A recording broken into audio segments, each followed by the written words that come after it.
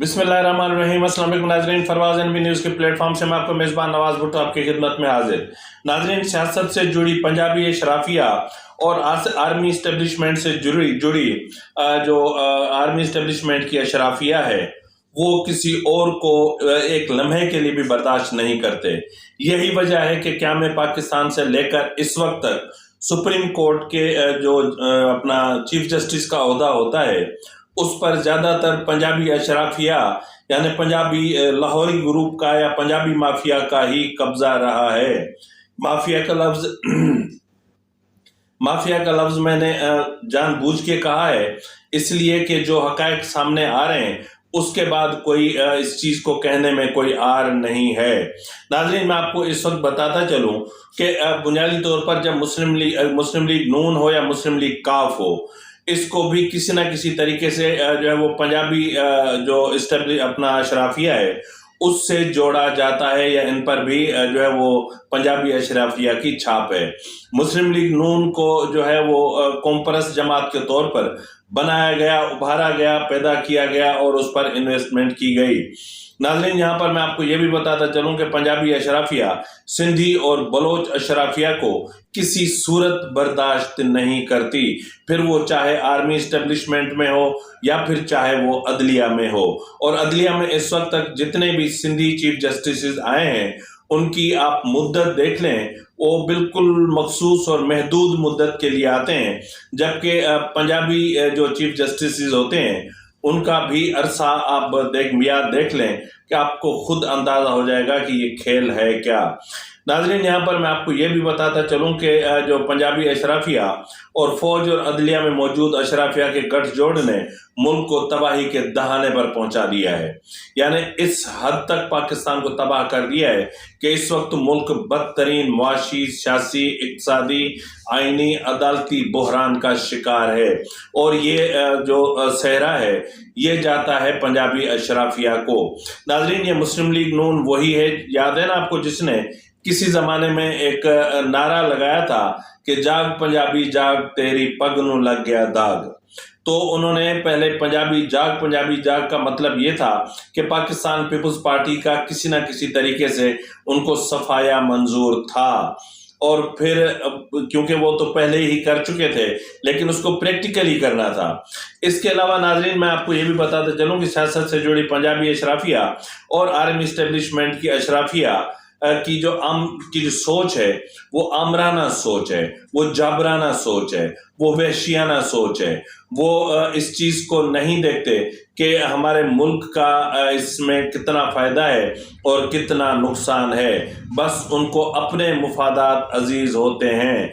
तो नाज़रीन, अगर हम देखें तो हकीकत में अगर देखें तो लाहौरी जजों ने मुल्क को इस वक्त हैजान की कैफियत में मुब्तला कर रखा है, क्योंकि उनको पंजाबी अशराफिया की मुकम्मल सपोर्ट हासिल है। वो अशराफिया चाहे फिर सिविल ब्यूरोक्रेसी में हो या फिर आर्मी इस्टेब्लिशमेंट में हो, तो वहाँ उनको इतनी सपोर्ट हासिल है कि अगर वफाकी मुलाजमतों में कोई सिंधी या कोई बलोच या कोई पख्तून गलती से ऊपर आ भी जाता है तो फिर उसको ना आगे बढ़ने दिया जाता है ना उसको रास्ता दिया जाता है। नाज़रीन, अगर हम इस वक्त की बात करें, मौजूदा वक्त की बात करें, तो इस वक्त अगर आप देखें तो जो पंजाबी ग्रुप है या जो पंजाबी जो अदलिया का ग्रुप है, पंजाबी ग्रुप कमाल का ग्रुप है ये। यानी इसमें आप देखेंगे तो चीफ जस्टिस साकिब निसार, ठीक है ना, चीफ जस्टिस साकिब निसार से मामला शुरू हो रहे हैं, बल्कि उसे भी पीछे चले जाएं तो। लेकिन फिलहाल हम शुरू करते हैं साबिक चीफ जस्टिस जो है वो साकिब निसार से। उसके बाद जी आप देखें चीफ जस्टिस उमर अता बंदियाल। उसके बाद आप देखें जी जस्टिस एजाजुल हसन।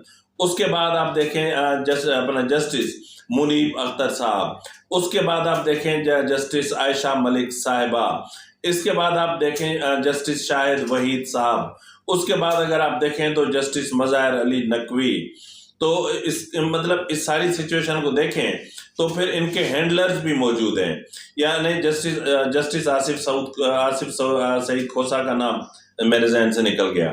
तो इनके अगर हैंडलर्स को हम देखें تو ان میں پھر جنرل قمر جاوید باجوہ آتا ہے، پھر جنرل فیض آتا ہے، پھر جنرل حمید گل آتا ہے، پھر جنرل پاشا آتا ہے، پھر جنرل ظہیر الاسلام آتا ہے، پھر جنرل ضیاء آتا ہے، پھر جنرل کیانی آتا ہے، پھر جنرل کا جو ہے وہ وحید کاکڑ ہے، ڈونٹ نو کیا تھا، وہی واحد پختون تھا شاید، وہ تھے۔ تو اس وقت تک یعنی آرمی کا جو آرمی چیف جو ہے وہ غلطی سے پختون تو لگ سکتا ہے، لیکن آج تک کوئی بھی سندھی آرمی چیف نہیں لگ سکا۔ یہ پاکستان کی تاریخ کا نوحہ ہے۔ اور ناظرین میں آپ کو یہ بھی بتاتا چلوں کہ جو پنجابی اسٹیبلشمنٹ اپنا اشرافیہ ہے، ان کو مطلب ان کی آپ انتہا دیکھ لیں کہ جب انہوں نے دیکھا کہ ذوالفقار علی بھٹو جو سندھی تھا اس کی جڑیں عوام میں مضبوط ہو رہی تھیں، تو پھر ان کو سزائے موت کا مطلب پھانسی پہ ان کو چڑھا دیا۔ آپ دیکھیں تو محترمہ بینظیر بھٹو کو تو اس کو بھی جو ہے وہ ان کے اگر ہم جو قاتل ہیں اگر ہم ان کو ڈھونڈنے نکلتے ہیں تو ان کے پاؤں کے نشان بھی جو پنجابی اشرافیہ ہے یا جو پنجابی اسٹیبلشمنٹ آرمی اسٹیبلشمنٹ یا پھر مطلب میں کیا بولوں وہاں تک جاتے ہیں۔ پھر بھلے ہاتھ کسی کے بھی استعمال ہوئے، بھلے کاندھے کسی کے بھی استعمال ہوئے، لیکن دماغ وہاں سے استعمال ہوا، یعنی محترمہ بینظیر بھٹو کو بھی برداشت نہ کیا گیا۔ تو اس وقت ناظرین میں آپ کو مختصر سی ایک بات بتاتا ہوں کہ 1947 سے لے کر 1957 تک کے دور کے دوران ہندوستانی مہاجروں اور پٹھانوں کے پاس قومی لیڈرشپ تھی، اس لیے پاکستان پر ہندوستانی مہاجر لیاقت علی خان اور پٹھان غلام محمد اور ہندوستانی مہاجر اسکندر مرزا سے وابستہ سیاسی اشرافیہ کی حکمرانی رہی۔ 1957 سے لے کر 1967 تک کے دور کے دوران پٹھانوں کے پاس قومی لیڈرشپ تھی، اس لیے پاکستان پر پٹھان جنرل ایوب خان سے وابستہ فوجی اشرافیہ کی حکمرانی رہی۔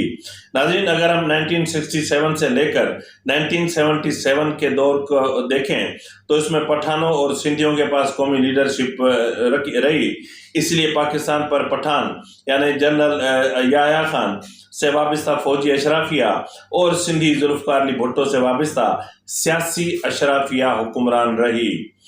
ناظرین 1977 سے لے کر 1987 کے دور کے دوران پنجابیوں اور سندھیوں کے پاس قومی لیڈرشپ تھی۔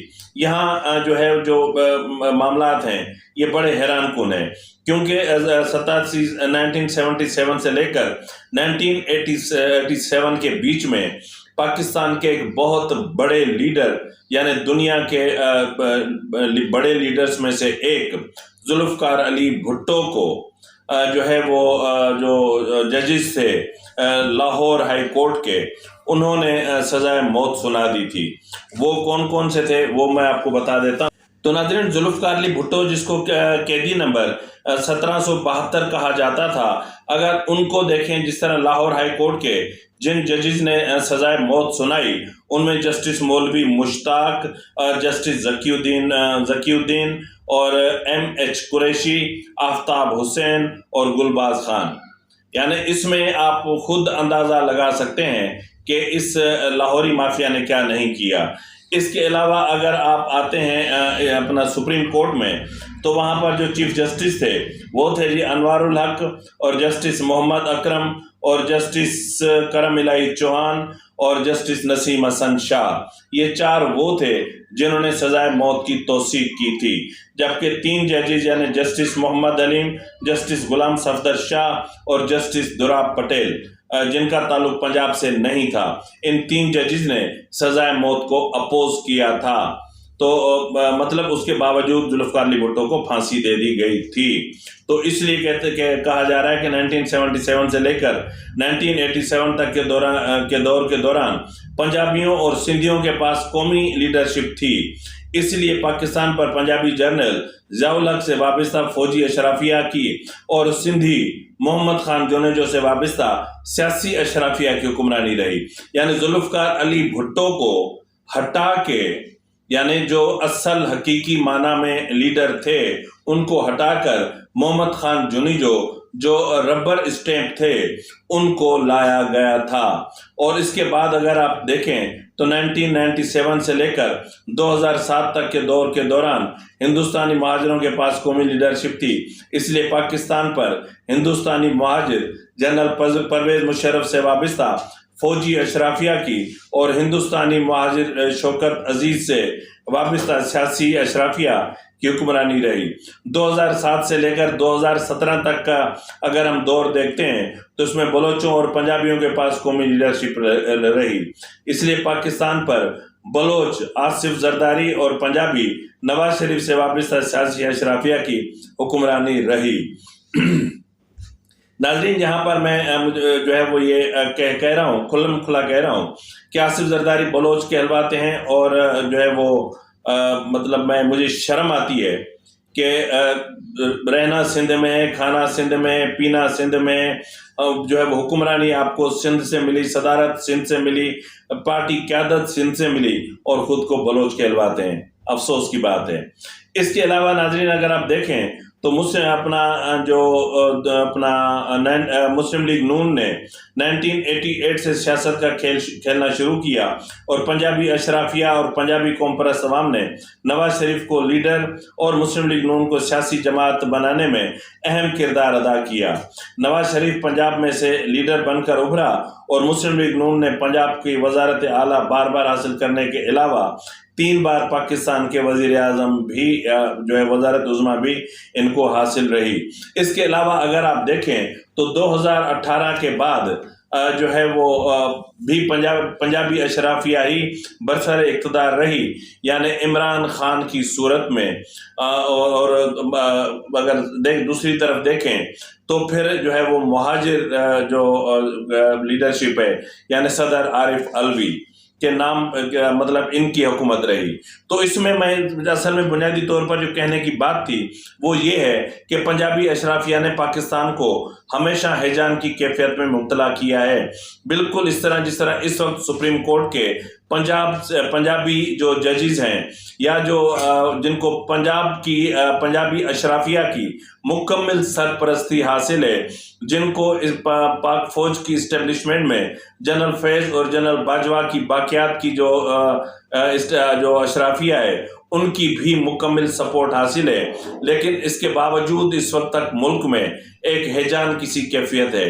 یعنی ملک میں آئینی بحران پیدا کر دیا گیا ہے. اس آئینی بحران نے سیاسی بحران کو جنم دیا ہے اور اس سیاسی بحران نے معاشی بحران کو جنم دیا ہے.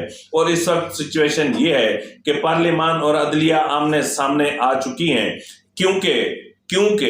کیونکہ میں یہاں لفظ استعمال کر رہا ہوں کیونکہ یہ جنگ اس لیے شدت اختیار نہیں کر رہی کہ جو ہے وہ اگر عدالت میں پنجابی اشرافیہ سے منسلک ججز بیٹھے ہوئے ہیں تو ادھر جو وزیر اعظم ہے اور وہ بھی جو ہے وہ پنجابی ہی ہے. تو اس سچویشن کو اگر ہم دیکھتے ہیں تو پھر بڑا عجیب لگتا ہے. یعنی عارف علوی جو مہاجروں کے نمائندے ہیں وہ صدر بن کے بیٹھے ہوئے ہیں اور وزیر اعظم جو ہیں وہ پنجابی اشرافیہ کے نمائندے بن کے بیٹھے ہوئے ہیں. تو ناظرین یہی وجہ ہے کہ پی ایم ایل این نے ہمیشہ زیادہ سے زیادہ پنجاب کو ون کیا ہے. پاکستان پیپلز پارٹی نے ہمیشہ سندھ میں سے سیٹیں نکالی ہیں اور زیادہ سے زیادہ جنوبی پنجاب سے. مطلب حیرت کی بات یہ ہے کہ پنجابی اشرافیہ یعنی سرائکی جو یعنی جنوبی پنجاب ہے اس سے جلتی ہے، اس سے خار کھاتی ہے. یعنی پنجابی اشرافیہ میں اپنے آپ میں ایک آمرانہ جابرانہ سوچ موجود ہے. یعنی ان کو اپنی ذات سے آگے کچھ نظر نہیں آتا.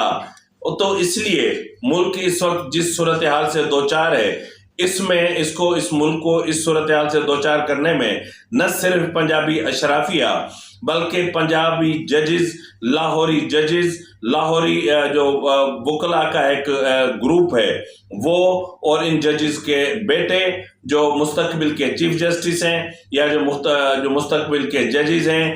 اور کیونکہ جو ہے وہ ابھی میں سن رہا تھا متی اللہ جان نے کہا کہ چیف جسٹس کے جو بیٹے ہوتے ہیں وہ پیدا ہوتے ہی چیف جسٹس کا جو ان کا سسٹم ہوتا ہے وہ بنوا کے لے آتے ہیں اور ان کو پھر چیف جسٹس بننا ہوتا ہے.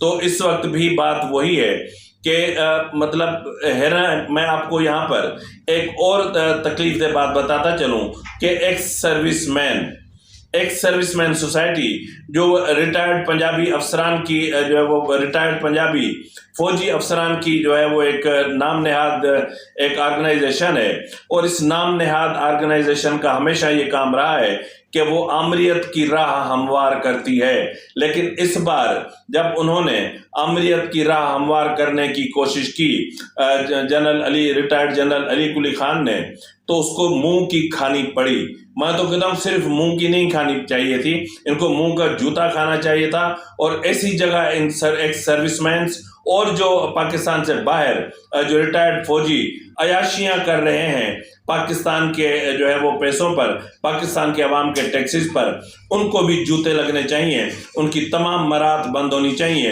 ان کی پینشن بند ہونی چاہیے، ان کا سب کچھ بند ہونا چاہیے، تاکہ ملک کو ہم کسی ایک ٹریک پر لا سکیں، اور ملک کو جو ہے نا اس تقسیم سے، جس طرح اس وقت عدلیہ تقسیم ہے اور یہ تقسیم جو ہے وہ بڑی بغاوت کو جنم دینے جا رہی ہے۔ میں اتنے دنوں سے کہہ رہا ہوں کہ جو ہے وہ سپریم کورٹ کے اوپر ایگزیکٹو آرڈر کی تلوار لٹک رہی ہے، اور سپریم کورٹ کا کہنا ہے کہ وزیر اعظم پر جو ہے وہ ایگزیکٹو کی اپنا توہین عدالت کی تلوار لٹک رہی ہے۔ لیکن میں پچھلے ویلاگ میں نے کہا تھا کہ اس بار حکومت نے خود کو صاف بچایا ہے، رانا ثناء اللہ ہو یا پھر کوئی بھی ہو، جس سے بھی آپ بات کریں، ان کا یہی کہنا ہوتا ہے کہ سپریم کورٹ نے وزیر اعظم کو آرڈر ہی کب دیا تھا، سپریم کورٹ نے کابینہ کو آرڈر ہی کب دیا تھا، انہوں نے آرڈر دیا، ہم نے کمپلائی کیا، اب اس کے بعد انہوں نے اپنا اسٹیٹ بینک کو کہا ہے۔ اب اسٹیٹ بینک دیکھیں کہ جو ہے وہ 17 تاریخ کو، میرے خیال میں 17 تاریخ ہے، کہ کتنے ارب روپے الیکشن کمیشن کے اکاؤنٹ میں without any approval, without any permission, without any due process کس طرح ٹرانسفر کرتا ہے۔ یہ اپنے آپ میں ایک بہت بڑا سوال ہے جس کا جواب ہمیں آنے والے دنوں میں ملے گا۔ تو بہرحال اس وقت جو ان کو بہت بڑی جلدی ہے، وہ تخت لاہور حاصل کرنے کی جلدی ہے، عمران خان کو وہاں پر بٹھانے کی جلدی ہے، ان کو خیبر پختونخوا کی جلدی نہیں ہے۔ خیبر پختونخوا کا معاملہ انہوں نے پشاور ہائی کورٹ کے گلے میں ڈال دیا ہے، اور تخت لاہور حاصل کرنے کے لیے ہر حد پار کی جا رہی ہے، اور تخت لاہور حاصل کرنے کے لیے مطلب میں آپ کو یہاں تک کہہ سکتا ہوں کہ سپریم کورٹ کا بس نہیں چل رہا، کہ ورنہ یہ خود جا کر کے یہ الیکشن کروا لیں۔ تو بہرحال کیونکہ ان کو اندازہ ہے کہ عمران خان کو ہر صورت میں لانا ہے، وہ پنجاب میں کلین سویپ کرے گا، تب ہی اس کو آئندہ عام انتخابات میں 2/3 اکثریت حاصل ہوگی۔ اب یہ حقیقت ہے یا دیوانے کا خواب، یا پھر پروجیکٹ عمران کا بچا ہوا حصہ، اس کا جو فیصلہ ہے وہ آنے والا وقت ہی کرے گا۔